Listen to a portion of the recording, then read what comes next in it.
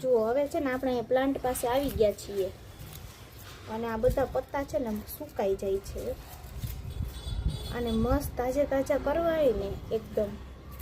તો આ ખાતર બનાવીને લઈ આવી છું ને હું. એને શું કરવાનું, પહેલાં છે ને થોડીક છે ને આ માટીને છે ને આમ આવી સ્પૂન હોય ને આવી સ્પૂન એનાથી માટીને જરાક આમ ખોદી નાખવાની.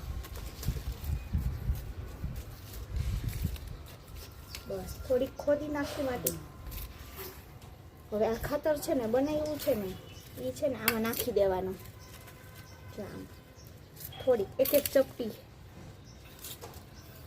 નાખી દીધું. હવે આ બાજુનો પ્લાન્ટ છે ને એમાં એમ જ કરવાનું. જો આ ખાતર છે ને એ મસ્ત આમાં નાખી દેવાનું. થોડુંક છે ને આમાં ખોદી નાખવાનું.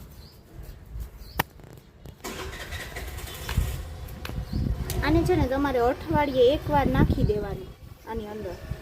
પછી જુઓ તમે આનું રિઝલ્ટ કેવું આવે ને. એકદમ મસ્ત તાજા પત્તા બધાય થઈ જશે અને આમાં જે આ બધું છે ને આ બધો રોગ છે ને એ બધો નીકળી જશે. મસ્ત હરા ખીલા પત્તા થઈ જશે. જો આવા મસ્ત મેં ઘરેથી આવીને તરત નાખી દીધું હતું આમાં.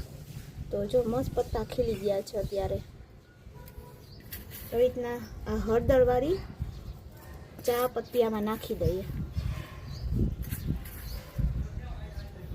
હવે આમાં છે ને પાણી પીવડાવી દઉં એટલે મસ્ત થઈ જશે. પાણી નાખી દઉં થોડુંક આમાં. તો જો આ છે ને પાણી ભરી આવી છું. હવે મેં આમાં છે ને હલ્દીવાળું ખાતર નાખ્યું છે ને એમાં મસ્ત પાણી પીવડાવી દઈએ આમ કરી નાખું.